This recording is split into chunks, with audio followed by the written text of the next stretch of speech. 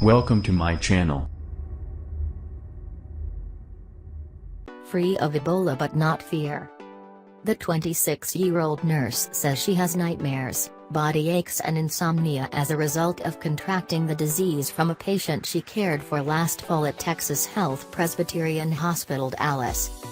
She says the hospital and its parent company, Texas Health Resources, failed her and her colleagues who cared for Thomas Eric Duncan, the first person in the United States diagnosed with Ebola.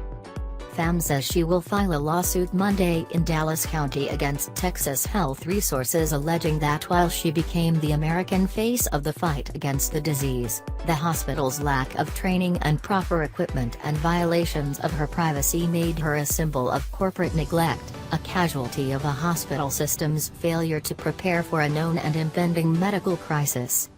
She remembers spending hours alone with Duncan cleaning up his bodily fluids, monitoring his vital signs and reassuring him that ever. But when Duncan tested positive for Ebola, it sent panic and fear throughout Presbyterian, and the nation. FAM, too, was frightened. "I was the last person besides Mr. Duncan to find out he was positive," she said. "You'd think the primary nurse would be the first to know. I broke down and cried, not because I thought I had it but just because it was a big whoa, this is really happening moment." Duncan, who contracted the disease in his native Liberia, died October 8. A few days later, FAM tested positive for the disease. She was initially treated at Presbyterian and then the National Institutes of Health in Maryland with a series of experimental drugs and plasma from Dr. Kent Brantley, an Ebola survivor. She says that Texas Health Resources violated her privacy while she was a patient at Presbyterian by ignoring her request that no information be released about her. She said a doctor recorded her on video in her hospital room and released it to the public without her permission. Charla Aldous, FAM's attorney, put it more simply, Texas Health Resources used Nina as a PR pawn. In her 90-minute interview, she said, "We've had nurses that I've worked with that worked in other states, and they worked in hazmat suits for flu and H1N1, FAM said. "Why aren't we wearing hazmat suits for Ebola?" After days of asking, FAM said, the nurses were given hazmat suits. She said all the decisions to upgrade the protective gear and precautions were made by the nurses on the fly.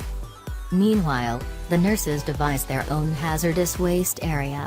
In a room adjacent to Duncan's, the nurses set up a place to take off their protective gear and shower after caring for him. In another nearby room, they placed bags of dirty linens, towels and other soiled items. No one would collect the waste or clean up, FAM said. At one point, the toilet the staff used stopped working and no one came to fix it. "We were mopping floors with bleach and doing janitorial work and dealing with hazardous, lethal waste," FAM said. "It was very physically and emotionally draining." Before FAM's flight to Maryland on October 16, she said, a doctor wearing a video camera under his protective hood came into her room and said he was filming her for educational purposes. FAM said she did not give permission for the video, which was released to the media. "Thanks for getting well. Thanks for being part of the volunteer team to take care of our first patient," a man's voice said in the video. "It means a lot. This has been a huge effort by all of you guys." FAM, still lying in her Dallas hospital bed, got teary-eyed and said, "Come to Maryland, everybody." FAM said she understands the reasons for making the video. "They had just a PR nightmare with what happened with Mr. Duncan, and then us being infected with Ebola. Not just one nurse, but two," FAM said. "People lost faith in them, especially after we got sick." FAM said that she was asked on video, although not on the part released publicly, whether she wanted to stay or go. FAM recalled that she was scared and knew nothing about NIH. She said if she was getting better, she would stay. But if the staff, which was low because some were quarantined, could not handle it, she would go. By this time, Vincent was sick, too. "I could tell that they wanted me to stay just because they kind of knew, they could see I was getting better," FAM said. "They wanted that, yes, we cured her kind of attitude. They wanted a win. especially after a loss. Pham said she was met with radio silence from Texas Health Resources when she returned home. No one called to ask how she was doing or offered to bring food.